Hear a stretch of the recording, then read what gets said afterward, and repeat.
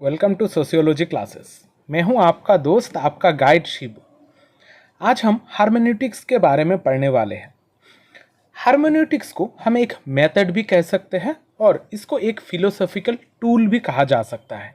तो यहाँ पर हार्मेन्यूटिक्स को अलग अलग जगहों पर डिफरेंट तरीके से हम प्रेजेंट करते हैं कि किसी जगह पर हम इसको एक मेथड की तरह यूज़ करते हैं, तो किसी जगह पर हम इसको एक फिलोसॉफिकल टूल की जैसे यूज़ करते हैं। आज की इस क्लास में हार्मेन्यूटिक्स के बारे में हम यहाँ पर डिटेल में डिस्कशन करेंगे। हार्मेन्यूटिक्स क्या है, इसका ओरिजिन कहाँ से हुआ है और जो हार्मेन्यूटिक थॉट प्रोसेस है इसका इवोल्यूशन किस तरीके से हुआ है, ये भी हम यहाँ पर समझने वाले हैं। यहाँ पर अलग अलग थिंकर्स हैं जिन्होंने हार्मेन्यूटिक्स में अपना कंट्रीब्यूशन दिया है। उनके मेजर आइडियाज, उनका क्या कंट्रीब्यूशन है, सारे चीज़ों को हम यहाँ पर एक एक करके समझने वाले हैं। इसके अलावा भी हम सिग्निफिकेंस ऑफ हार्मेन्यूटिक्स के बारे में पढ़ेंगे कि सोशल साइंसेस में हार्मेन्यूटिक्स को हम किस तरीके से यूज़ करते हैं, इसके बारे में भी हम यहाँ पर चर्चा करने वाले हैं। तो बहुत सारी चीज़ें हैं जो हम यहाँ पर एक एक करके समझेंगे। क्लास को आप लोग शुरुआत से आखिर तक देखिएगा। यहाँ पर बहुत सारी चीज़ें हैं जो आप लोग सीख पाओगे, समझ पाओगे। तो चलिए हम हमारा आज का क्लास की शुरुआत करते हैं। पहले हम ये समझते हैं कि हार्मेन्यूटिक्स जो वर्ड है इसका मतलब क्या होता है।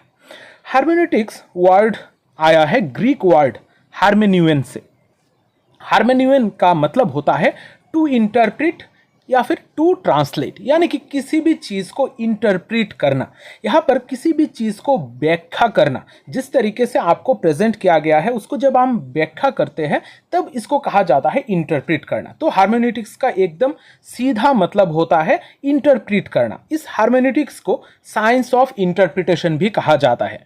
यहाँ पर अलग अलग चीज़ों को, अलग अलग इवेंट्स को हम व्याख्या करते हैं, यहाँ पर डिटेल में डिस्कशन करते हैं। यहाँ पर हम थिंकर के पॉइंट ऑफ व्यू से, राइटर के पॉइंट ऑफ व्यू से जो भी लिखावट लिखी गई है, ये सारी चीज़ को हम हार्मेन्यूटिक्स में एनालाइज करते हैं। तो हार्मेन्यूटिक्स में हम इंटरप्रेट करते हैं सेक्रेट टेक्स्ट को, लीगल कोर्स को या फिर क्लासिकल राइटिंग को।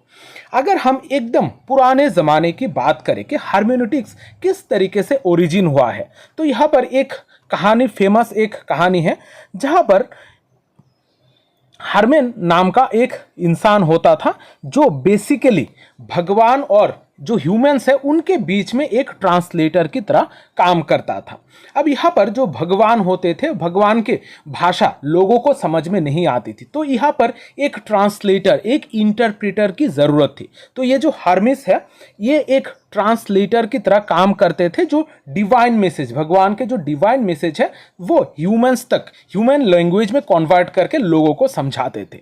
तो यहाँ से ही बेसिकली हार्मेन्यूटिक्स का स्टार्टिंग हम होते हुए देखते हैं। Over the period of time यही जो चीज़ों को इंटरप्रेट करना है, बातों को इंटरप्रेट करना है, ये सारे चीज़ें चेंज होते होते बाद में हार्मेन्यूटिक्स एक सेपरेट मेथड और फिलोसॉफिकल टूल बन जाता है। यहाँ पर हम हमारे ह्यूमन एक्सप्रेशंस, अलग अलग तरीके का टेक्स्ट, लोगों को एक्शन, ट्रेडिशन, ये सारे चीज़ों को आजकल हम इंटरप्रेट करते हैं और हार्मेन्यूटिक्स में ये सारी चीज़ें हमारी कवर हो जाती है। हार्मेन्यूटिक्स सोशल साइंसेस के रिसर्च की अगर हम बात करें, हार्मेन्यूटिक्स एक मेथड भी है और साथ ही साथ एक फिलोसॉफी की तरह भी इसको यूज़ किया जाता है। जहाँ पर ह्यूमन बिहेवियर को समझना हो या फिर लोगों के कल्चरल सिंबल, हिस्टोरिकल ट्रेडिशन, किसी भी चीज़ को समझना हो, हम हार्मेन्यूटिक्स का इस्तेमाल करते हैं और चीज़ों को हम इन डेप्थ जाकर इंटरप्रेट करने की कोशिश करते हैं। चीज़ों को व्याख्या करने के द्वारा हम चीज़ों को एनालाइज करते हैं, समझने की कोशिश करते हैं। हार्मेन्यूटिक्स एज ए मैथोडोलॉजिकल ऑल्टरनेटिव। हम जब मेथड की बात करते हैं, किसी भी चीज़ को पढ़ने के लिए डिफरेंट तरीके का मेथड्स होते हैं। इनमें हार्मेन्यूटिक्स हो सकता है, एपिस्टेमोलॉजी हो सकता है, पॉजिटिविज्म हो सकता है, इस तरीके के डिफरेंट मेथड्स, मैथोडोलॉजीज हम यूज़ करते हैं। तो हार्मेन्यूटिक्स एक ऑल्टरनेटिव तरीके का एक मैथोडोलॉजी है। हम अगर हार्मेन्यूटिक्स के डेवलप होने के पहले की बात करें तो उस टाइम पीरियड पर पॉजिटिविज्म बहुत ज़्यादा इंपॉर्टेंट रोल निभा रहा था। लोग सारी चीज़ों को साइंटिफिक फेनोमेना के जरिए ही समझने की कोशिश कर रहे थे। लोग नेचुरल तौर तरीकों से हमारी सोसाइटी में जो भी चीज़ें घट रही है उन सारे चीज़ों को भी एक्सप्लेन करने की कोशिश कर रहे थे। लेकिन यहाँ पर हम देखते हैं कि जो हमारा सोशल फेनोमेना है, जो बेसिकली हम सोशियोलॉजी में पढ़ते हैं, ये सारी सोशल फेनोमेना को हम नेचुरल साइंसेस के तौर तरीकों से सारे चीज़ों को एनालाइज नहीं कर सकते हैं। बहुत सारी चीज़ें हैं जो हमारे सोशल साइंसेस में डिफरेंट है। हम लोगों के फीलिंग्स को समझने की ज़रूरत होती है, लोग इकट्ठा किस तरीके से रहते हैं, सोशल रेस्पॉन्सिबिलिटी, सोशल रिलेशनशिप, ये सारी चीज़ों को मिलाकर हमें लोगों के बिहेवियर को समझना पड़ता है। तो जिस तरीके से लोग कह रहे थे कि पॉजिटिविज्म में कि लोगों को साइंटिफिक तौर तरीकों से हमें पढ़ना चाहिए, लेकिन इससे हटकर भी एक व्यू पॉइंट की ज़रूरत पड़ रही थी कि लोगों का जो अलग तरीके का व्यू पॉइंट है उसको हमें अलग तरीके का अंडरस्टैंड करने की ज़रूरत होती थी। तो यहाँ पर नेचुरल साइंसेस और ह्यूमन साइंसेस के बीच में एक डिबेट हमें देखने को मिल रहा था कि ये दोनों ही चीज़ें एक अलग अलग चीज़ों को समझने की बातें कर रहा था। तो इसी तरीके से हमारा हार्मेन्यूटिक्स एक ऐसा डिसिप्लिन होकर आगे उभर कर आता है कि जहाँ पर ह्यूमन साइंसेस को समझने के लिए, ह्यूमन बिहेवियर को समझने के लिए एक अलग तरीके का व्यू पॉइंट हमें प्रेजेंट करता है, जो बेसिकली हमारा पॉजिटिविज्म का एक ऑल्टरनेटिव है। पॉजिटिविज्म में हम चीज़ों को साइंटिफिक तरीके से समझने की कोशिश करते हैं, जनरल एक थ्योरी डेवलप करने की कोशिश करते हैं ताकि सारी सोसाइटीज़ में हम एक थ्योरी अप्लाई कर सकें। लेकिन हार्मेन्यूटिक्स सब्जेक्टिव मीनिंग के ऊपर बहुत ज़्यादा जोर देता है कि लोगों का एक्शंस किस तरीके से हो रहे हैं, लोग एक दूसरे के साथ किस तरीके से अटैच रह रहे हैं, ये सारे सब्जेक्टिव मीनिंग के ऊपर स्टडी करता है। और अलग अलग चीज़ों को अलग अलग कॉन्टेक्स्ट के हिसाब से लोग जिस जगह पर रह रहा है, लोगों का माइंडसेट किस तरीके से है, ये सारे सब्जेक्टिव मीनिंग को इंटरप्रेट करके चीज़ों को समझाने की कोशिश कर रहा है। तो अगर हम एकदम सिंपली बताएं तो हार्मेन्यूटिक एक ऐसा मेथोडोलॉजी है जो बेसिकली पॉजिटिविज्म का हमें एक ऑल्टरनेटिव प्रोवाइड करता है, जहां पर लोगों का सब्जेक्टिव मीनिंग हम समझकर लोगों के एक्शंस और बिहेवियर को इंटरप्रेट कर सकते हैं। अब हम बातें करते हैं इवोल्यूशन ऑफ हार्मेन्यूटिक थॉट के बारे में। अब ये जो हार्मेन्यूटिक्स है, ऐसा नहीं है कि एक ही दिन में सारी चीज़ें इवॉल्व हो गई है, लोगों का सोच एक ही दिन में चेंज हो गया है, ऐसा नहीं है। ये जो हार्मेन्यूटिक थॉट प्रोसेस है ये धीरे धीरे इवॉल्व हुआ था। अलग अलग टाइम पीरियड में अलग अलग लोग डिफरेंट तरीके से चीज़ों को इंटरप्रेट कर रहे थे, अलग अलग चीज़ों के बारे में सोच रहे थे, तभी जाकर आज का जो हमारा हार्मेन्यूटिक है वो डेवलप हुआ है। अब यहाँ पर अगर हम एकदम स्टार्टिंग की बात करें, हमने थोड़ी देर पहले ही समझा है कि हार्मिस ने किस तरीके से चीज़ों को इंटरप्रेट किया था कि गॉड के जो लैंग्वेज है वो ह्यूमन लैंग्वेज में किस तरीके से कन्वर्ट करके लोगों को बोला गया था। उसके बाद एक रिफॉर्मेशन का दौर आता है जहाँ पर बाइबल के जो भी चीज़ें लिखी हुई है, पहले जो चर्च के जो लोग होते थे, जो प्रीस्ट होते हैं, वो ही सिर्फ बाइबल की बातें लोगों तक पहुंचाते थे। तो यहाँ पर धीरे धीरे लोग भी पढ़ना स्टार्ट कर रहे थे, तो लोग बाइबल का जो मीनिंग है उसको अलग तरीके से इंटरप्रेट कर रहे थे कि भगवान का जो कहावत है वो लोगों ने अलग तरीके से इंटरप्रेट करने की कोशिश की थी। तो यहाँ पर जो चर्च का अथॉरिटी था उनके अगेंस्ट में जाकर भी बाइबल को इंटरप्रेट करने की लोगों ने कोशिश की है। तो वो एक रिफॉर्मेशन का दौर था जहाँ पर रिफॉर्म तरीके से सोसाइटी में कुछ रिफॉर्म लाने की कोशिश की गई थी। फिर आता है रेनेसा और लीगल स्टडीज़ का टाइम पीरियड। रेनेसा में जहाँ पर डार्क एज से हमें एक लाइटनिंग एज तक लाने का जो प्रोसेस था, जहाँ पर बहुत सारे फिलोसॉफिकल थॉट प्रोसेस डेवलप होता है, उसके बाद सिस्टेमेटिकली हार्मेन्यूटिक्स डेवलप होता जाता है। इनमें जो सबसे इंपॉर्टेंट नाम है वो है स्केलेरमेकर। स्केलेरमेकर, जिनको हम फादर ऑफ मॉडर्न हार्मेन्यूटिक्स भी कहते हैं, इन्होंने एक इंटरप्रिटेशन को एक अलग लेवल पे लेके गए थे। उन्होंने दो चीज़ों के ऊपर ज़्यादा जोर दिया था, एक था लिंग्विस्टिक और दूसरा था साइकोलॉजिकल। लोग किस तरीके से ग्रामर यूज़ कर रहे हैं, किस तरीके से लोग लिखावटें देख रहे हैं, वो सारे चीज़ों को वो इंटरप्रेट करने की कोशिश कर रहे थे, यानी कि वो लैंग्वेज के ऊपर जोर देना स्टार्ट कर रहे थे। और उसके साथ साथ लोगों का जो साइकोलॉजी है, जो भी ऑथर है, अगर कोई एक बुक लिख रहा है, उसका साइकोलॉजी किस तरीके से उसको मदद कर रहा है वो बुक लिखने में, ऑथर्स का थॉट प्रोसेस किस तरीके का है, ये सारे चीज़ों को स्केलर मेकर एनालाइज करते थे। तो इस वजह से उनका जो इंपॉर्टेंट रोल था वो लैंग्वेज के साथ साथ साइकोलॉजी को भी इक्वली प्रेफरेंस दे रहे थे। इसके बाद स्केलर मेकर के बाद आते हैं डिल्थी। डिल्थी ने हार्मेन्यूटिक्स को थोड़ा और एक्सटेंड करने की कोशिश की थी। उन्होंने ह्यूमन साइंसेस में हार्मेन्यूटिक्स का यूज करना स्टार्ट किया था कि हम ह्यूमन को जिस तरीके से स्टडी करते हैं, ह्यूमन एक्शंस को किस तरीके से स्टडी करेंगे, वो एक थोड़ा अलग तरीके का एक्सटेंसिव व्यू प्रोवाइड करते हैं। यहाँ पर हम लोगों का एक्टर का मीनिंग समझने के ऊपर वो ज़्यादा जोर देते हैं कि लोगों का एक्शन किस तरीके से हो रहा है, इसको समझने के लिए लोग किस तरीके से उनका पास क्या मीनिंग है जिसके वजह से वो एक्शन कर रहे हैं, उसके ऊपर उनका जोर था। तो यहाँ पर वो मीनिंग के ऊपर बहुत ज़्यादा जोर देते हैं कि एक्टर का क्या मीन है, कि वो किस तरीके से बिहेव कर रहा है, इसके ऊपर डिल्थी का थोड़ा ज़्यादा जोर था। फिर हम आते हैं गैडेमार के पास। गैडेमार फिलोसॉफिकल हार्मेन्यूटिक्स या फिर यूनिवर्सल हार्मेन्यूटिक्स के बारे में बात करते हैं। यहाँ पर फिलोसॉफिकल हार्मेन्यूटिक्स या फिर जो यूनिवर्सल हार्मेन्यूटिक्स है, ये यूनिवर्सल एक अंडरस्टैंडिंग प्रोवाइड करने की कोशिश करता है। यहाँ पर उनका एक इम्पॉर्टेंट फ्रेज है फ्यूजन ऑफ होरिजन्स। ये जो टर्म है ये बहुत बार एग्जाम में पूछा गया है, तो इसको थोड़ा याद रखिएगा। गैडेमार के हिसाब से जो हमारा थॉट प्रोसेस है ये एक यूनिवर्सल प्रोसेस है, जहाँ पर ट्रेडिशन, प्रीजुडिस, ये सारे चीज़ों को हम एक साथ लेकर ही चीज़ों को समझ सकते हैं। अगर हमें लोगों के बारे में, लोगों के एक्शन को इंटरप्रेट करना है या फिर टेक्स्ट को इंटरप्रेट करना है, तो बहुत सारे चीज़ों को मिलाकर ही हमें समझना होगा। कोई एक पर्टिकुलर चीज़ के द्वारा हम चीज़ों को नहीं समझ सकते। तो बहुत सारे चीज़ों का फ्यूजन के बारे में गैडेमार बात करते हैं। तो यही है फ्यूजन ऑफ होरिजन्स, यानी कि बहुत सारे अलग अलग चीज़ों को हम इकट्ठा करके किसी भी एक चीज़ को इंटरप्रेट कर सकते हैं। फिर नेक्स्ट आते हैं हेबरमास। हेबरमास का एक बहुत इंपॉर्टेंट कॉन्सेप्ट है डेप्थ हार्मेन्यूटिक्स का। हेबरमास बेसिकली गैडेमार को क्रिटिसाइज करते हैं। उनको क्रिटिसाइज करते हुए वो डेप्थ हार्मेन्यूटिक्स का डेवलपमेंट करते हैं। अब यहाँ पर हेबरमास का जो इंपॉर्टेंट रोल था वो था डिस्टॉर्शन के ऊपर। उन्होंने हिडन डिस्टॉर्शंस को समझने की कोशिश की थी कि जो भी लैंग्वेज हम यूज़ कर रहे हैं उसमें क्या हिडन डिस्टॉर्शंस है, उनको वो कम्युनिकेशन के द्वारा समझने की कोशिश कर रहे थे कि कम्युनिकेशन में हम अलग अलग तरीके का चीज़ें किस तरीके से यूज़ करते हैं, कौन सा चीज़ हमें डिस्टॉर्ट करती है, ये सारे चीज़ों के बारे में वो बात करते हैं और डेप्थ हार्मेन्यूटिक्स का डेवलपमेंट करते हैं। नेक्स्ट जो थिंकर है वो है रिकोयर।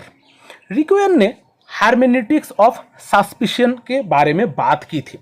उनका ये जो थ्योरी था वो बेसिकली एक क्रिटिकल व्यू पॉइंट प्रोवाइड करता है। यहाँ पर अंडरस्टैंडिंग और एक्सप्लेनेशन के ऊपर बहुत ज़्यादा जोर दिया जाता है कि हमारा जो हार्मेन्यूटिक्स है, हार्मेन्यूटिक्स में हमें चीज़ों को समझना तो है, समझने के साथ साथ जो हमारा ऊपर से जो सरफेस मीनिंग है, इससे बाहर निकलकर भी हमें एक अलग तरीके से चीज़ों को देखना होगा, हमें चीज़ों को अलग तरीके से एक्सप्लेन करना होगा, ये रिकोयर का कहना है। तो हर फेज में जो हमारा हार्मेन्यूटिक्स का डेवलपमेंट हुआ है, अलग अलग थिंकर्स अलग अलग बातें बताते हैं और आज का जो हमारा हार्मेन्यूटिक्स है ये सारे थिंकर्स से बहुत ज़्यादा प्रभावित है। अब यहाँ पर एक चार्ट है, इस चार्ट के द्वारा आप ये सारे थिंकर्स को इजीली समझ सकते हो। यहाँ पर हम स्टार्टिंग जो होता है वो होता है स्केलर मेकर से। उन्होंने ग्रामर यानी कि लैंग्वेज और साइकोलॉजी दोनों चीज़ों के ऊपर इक्वल जोर दिया था। इनको हम फादर ऑफ मॉडर्न हार्मेन्यूटिक्स कहते हैं। फिर आते हैं डिल्थी। इन्होंने ह्यूमन साइंस और नेचुरल साइंसेस के बीच में डिफरेंस एस्टैब्लिश करने के ऊपर जोर दिया था। उन्होंने अंडरस्टैंडिंग मीनिंग के ऊपर बहुत ज़्यादा जोर दिया था। फिर आते हैं गैडेमार, जिन्होंने फिलोसॉफिकल हार्मेन्यूटिक्स या फिर यूनिवर्सल हार्मेन्यूटिक्स की बात की थी और उनका इंपॉर्टेंट फ्रेज है फ्यूजन ऑफ होरिजन्स। नेक्स्ट आते हैं हेबरमास। हेबरमास बेसिकली हमारे गैडामार को ही क्रिटिसाइज करते हैं, उन्होंने डेप्थ हार्मेन्यूटिक्स का आइडिया को दिया था। फिर आते हैं रिकोयर, जो हार्मेन्यूटिक्स ऑफ सस्पिशन के बारे में बात करते हैं। तो यहाँ पर ये जो पांचों थिंकर है इनको हमें थोड़ा क्रोनोलॉजिकली याद रखना होगा। अगर आप ऐसे टाइप आंसर लिख रहे हैं तो इनको आपको क्रोनोलॉजी में ही रखकर आंसर लिखना होगा। तो यहाँ पर मैंने एक निमोनिक दिया है जिसके द्वारा आप आसानी से इन पांचों थिंकर का नाम यूज कर सकते हो, याद रख सकते हो। SDGHR, एस मतलब स्केलर मेकर, डी मतलब डिल्थी, जी मतलब गैडामार, एच मतलब हेबरमास और आर मतलब रिक्वायर। तो इस क्रोनोलॉजी में इनको याद रखने की जरूरत है। अभी तक हमने हार्मेन्यूटिक्स के बारे में बहुत सारी चीजें समझी है। अब हम समझते हैं significance of hermeneutics in social science. Social sciences में हार्मेन्यूटिक्स का क्या सिग्निफिकेंस रहता है, क्या इंपॉर्टेंस रहता है। अब यहाँ पर बहुत सारे सिग्निफिकेंस है हमारे हार्मेन्यूटिक्स में, इनमें एक एक करके हम चीज़ों को समझते जाते हैं। पहला है ऑल्टरनेटिव टू पॉजिटिविज्म। हार्मेन्यूटिक्स के आने से पहले पॉजिटिविज्म ही ज़्यादातर चीज़ों के ऊपर डोमिनेट करता था। पॉजिटिविज्म बेसिकली हमें एक ऐसा व्यू पॉइंट प्रोवाइड करता है कि हम साइंटिफिक तौर तरीकों से ही सारे चीज़ों को पढ़ेंगे और एक ऐसा यूनिवर्सल लॉ क्रिएट करेंगे ताकि हर सारे सोसाइटी में उसको हम अप्लाई कर सके।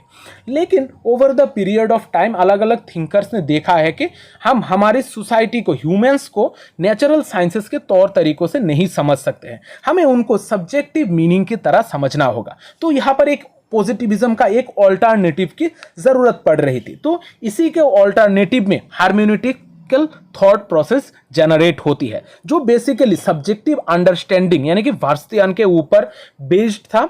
यहां पर किस तरीके का कॉज है, कॉज को एक्सप्लेन करना, ये सारे चीजें यहां पर हार्मेन्यूटिक्स में हमें देखने को मिलता है। तो ये बेसिकली हमारा पॉजिटिविज्म का एक ऑल्टरनेटिव है। यहां पर हम सोशल एक्शन का एक अलग अंडरस्टैंडिंग लेवल का मीनिंग हम यहाँ पर देख सकते हैं। यानी कि सोशल एक्शन को समझने के ऊपर बहुत ज़्यादा जोर दिया जाता है। यहाँ पर जो ह्यूमन एक्शंस है, लोगों का जो लाइफ एक्सप्रेशंस है, ये सारी चीज़ों के ऊपर बहुत ज़्यादा जोर दिया जाता है हार्मेन्यूटिक्स में। हार्मेन्यूटिक्स में ऑल ओवर द सोसाइटी को हम एक साथ नहीं पढ़ते हैं, एक ही चीज़ उस कॉन्टेक्स्ट में किस तरीके से अप्लाई हो रहा है, वहाँ पर लोगों का एक्सपीरियंस किस तरीके का है, एक्टर किस वजह से बिहेव कर रहा है, ये सारे चीज़ों के ऊपर जोर दिया जाता है। तो सोशल एक्शन को यहाँ पर समझने की कोशिश की जाती है। लोगों का culture, tradition, ritual, everyday practice, सारे चीज़ों को यहाँ पर एक साथ लाकर हम चीज़ों को एक्सप्लेन करने की कोशिश करते हैं हार्मेन्यूटिक्स में। ये जो हार्मेन्यूटिक्स है ये बेसिकली एक सोशियोलॉजी में हम इसको एक इंटरप्रिटेशन की तरह यूज करते हैं, यानी कि चीज़ों को इंटरप्रीट करने के लिए हम यहाँ पर हार्मेन्यूटिक्स का इस्तेमाल करते हैं। जैसे सोशल इंस्टीट्यूशंस हो, प्रैक्टिसेस हो, हिस्ट्रीज हो, सारे चीज़ों का जो टेक्स्ट है इनको इंटरप्रेट करना, इनको व्याख्या करना, समझना, ये सारे चीज़ों के लिए हार्मेन्यूटिक्स बहुत ज़्यादा ज़रूरी है। जैसे हम सोशियोलॉजी में एथनोमेथोडोलॉजी, सिंबॉलिक इंटरेक्शनिज्म, ये सारे चीज़ें पढ़ते हैं। ये सारे चीज़ों में बेसिकली हम करते क्या है, जो भी पुराने ज़माने की लिखावट है उन सारे चीज़ों को हम यहाँ पर डिटेल में एनालाइज करते हैं। हम लोगों के इंटरेक्शन को यहाँ पर एनालाइज करते हैं, इंटरप्रेट करते हैं। यही सारी चीज़ें हार्मेन्यूटिक्स में की जाती है। तो सोशियोलॉजी में इंटरप्रिटेशन करने के लिए भी हार्मेन्यूटिक्स का इस्तेमाल किया जाता है। यहाँ पर हार्मेन्यूटिक्स में हमें फिलोसॉफिकल डेप्थ मिलता है। गैडामर ने जैसे कहा है कि फ्यूजन ऑफ होरिजन के बारे में, यानी कि बहुत सारे अलग अलग चीज़ें, सारे चीज़ों को एक साथ मिलाकर हम चीज़ों को यहाँ पर इंटरप्रेट कर सकते हैं। तो यहाँ पर फिलोसॉफिकल डेप्थ के लिए हम हार्मेन्यूटिक्स का इस्तेमाल कर सकते हैं। जैसे लोगों का एक्शंस हो या फिर हिस्टोरिकल टेक्स्ट हो, सारी चीज़ों को हम उनके पॉइंट ऑफ व्यू से, जिस टाइम पीरियड पर लिखा गया है, जिस कॉन्टेक्स्ट में जो थिंकर था, थ्योरिस्ट था, उसका क्या माइंडसेट है, सारी चीज़ों को हम एक साथ मिलाकर यहाँ पर एनालाइज कर सकते हैं। तो यहाँ पर रोल, बायसेस, सारे चीज़ों को इन डेप्थ समझा जाता है। तो हमें हार्मेन्यूटिक्स में फिलोसॉफिकल डेप्थ भी मिलता है। फिर यहाँ पर है क्रिटिकल एंड इमांसिपेटरी रोल। यहाँ पर हमें एक क्रिटिकल व्यू पॉइंट भी देखने को मिलता है। जैसे हार्मेन्यूटिक्स ऑफ सस्पिशन में हम देखते हैं कि बहुत सारे सिर्फ सरफेस मीनिंग नहीं, सरफेस मीनिंग के अलावा भी जो हमारा हिडन मीनिंग होते हैं, हिडन आइडियोलॉजी से सारी चीज़ों के ऊपर हमें यहाँ पर जोर देना पड़ता है। सिर्फ एक ऊपर ऊपर से हम मीनिंग को समझ के चले जाएंगे ऐसा नहीं होता है। यहाँ पर हमें इन डिटेल क्रिटिकली चीज़ों को समझना पड़ता है। लोगों का रोल क्या है, लोगों का थॉट प्रोसेस क्या है, ये सारे चीज़ों को हमें डीपली अंडरस्टैंड करना पड़ता है। सिर्फ सरफेस मीनिंग से काम नहीं चलता है। यहाँ पर हिडन जो मीनिंग है उनको भी रिवील करना की जरूरत है, अनकॉन्शियस मोटिव्स को भी यहाँ पर समझने की जरूरत है। तो ये सारी चीजें हम हार्मेन्यूटिक्स के जरिए कर सकते हैं। तो सोशल साइंसेस में हार्मेन्यूटिक्स एक बहुत ही सिग्निफिकेंट चीज है जिसको यूज करके हम चीजों को समझ सकते हैं, इंटरप्रेट कर सकते हैं। यहाँ पर एक्सप्लेनेशन और अंडरस्टैंडिंग को एक ब्रिज की तरह यहाँ पर काम किया जा सकता है हार्मेन्यूटिक्स में। यहाँ पर मॉडर्न हार्मेन्यूटिक्स में हम देखते हैं कि जो हमारा मीनिंग है इनको इंटरप्रेट करने में हमें मदद मिलता है। साथ ही साथ जो भी स्ट्रक्चरल कॉज है इसको हम एक्सप्लेन भी यहाँ पर कर सकते हैं। तो यहाँ पर कॉम्प्लेक्स सोशल रिसर्च में भी हम हार्मेन्यूटिक्स का इस्तेमाल कर सकते हैं। तो टोटली हम अगर सिंपली कहें तो हमारे सोशल साइंसेस में हार्मेन्यूटिक्स का बहुत ज़्यादा इंपॉर्टेंट है, क्योंकि यहाँ पर हम ह्यूमंस के साथ डील करते हैं, लोगों का सब्जेक्टिव नॉलेज को हम यहाँ पर समझने की कोशिश करते हैं। तो यहाँ पर एक्सप्लेनेशन और अंडरस्टैंडिंग के लिए हार्मेन्यूटिक्स बहुत इंपॉर्टेंट है। हार्मेन्यूटिक्स का सिग्निफिकेंस बहुत ज़्यादा यहाँ पर हमें देखने को मिलता है। तो आज के इस क्लास में हमने बहुत सारी चीज़ें समझी है, लेकिन अगर आप डिस्क्रिप्टिव टाइप आंसर लिख रहे हो, खास करके इग्नू के लिए अगर आंसर लिख रहे हो, तो यहाँ पर एक चीज आपको ध्यान में रखना होगा। यहाँ पर डिस्क्रिप्टिव टाइप एग्जाम में सिग्निफिकेंस ऑफ हार्मेन्यूटिक्स के बारे में पूछा जाता है। जब इस आंसर को आप लोग लिखोगे तो आगे की चीजें भी आप यहाँ पर लिख सकते हो। लिखने के बाद आखिर में आप सिग्निफिकेंस के ऊपर जोर दे सकते हो। और अगर आप एमसीक्यू बेस्ड एग्जाम दे रहे हो तो यहाँ पर इवोल्यूशन ऑफ हार्मेन्यूटिक थॉट में जो भी थिंकर्स है उनको थिंकर्स और थिंकर के कॉन्सेप्ट को आपको अच्छी तरीके से समझ के जाना है। तो यहाँ पर डिस्क्रिप्टिव टाइप में आपको सारी चीज़ें सिस्टमेटिकली लिखनी होगी। और अगर आप एमसीक्यू टाइप के आंसर एग्जाम के लिए प्रिपेयर कर रहे हो तो आपको यहाँ पर इवोल्यूशन ऑफ हार्मेन्यूटिक थॉट के ऊपर ज़्यादा जोर देना है। साथ ही साथ मीनिंग ऑफ हार्मेन्यूटिक्स को भी थोड़ा समझकर जाना है। तो आशा करता हूं आज का जो क्लास है इससे आप लोगों को मदद मिली है, हार्मेन्यूटिक्स के बारे में पता चला है। तो अगर क्लासेस आप लोगों को अच्छे लग रहे हैं तो चैनल को ज़रूर सब्सक्राइब कर दीजिएगा, क्योंकि इस चैनल पे आपको सोशियोलॉजी रिलेटेड बहुत सारे वीडियोस मिलेंगे। यहाँ पर बहुत सारे प्लेलिस्ट है, आप लोग प्लेलिस्ट से अपने एग्जाम के लिए प्रिपेयर कर सकते हो। यहाँ पर आप लोग देख सकते हो कि इग्नू के बीए हो या फिर इग्नू एमए हो, हर एग्जाम के लिए यूजीसी नेट सीयूईटी सारे एग्जाम के लिए आपको यहाँ पर सेपरेट प्लेलिस्ट मिल जाएगी। तो प्लेलिस्ट सेक्शन जरूर चेक कर लीजिएगा, आपको आपके ज़रूरत के प्लेलिस्ट से आपको एग्जाम में प्रिपेयर करने में बहुत आसानी होगी। तो आज का सेशन मैं यहाँ पर ही ख़त्म करता हूँ। अगर वीडियो अच्छा लगा है तो वीडियो को लाइक और शेयर ज़रूर कर देना, क्योंकि शेयरिंग इज़ केयरिंग। मिलते हैं अगली सेशन में, तब तक अच्छे रहिए, स्वस्थ रहिए और लोगों में प्यार बांटते रहिए।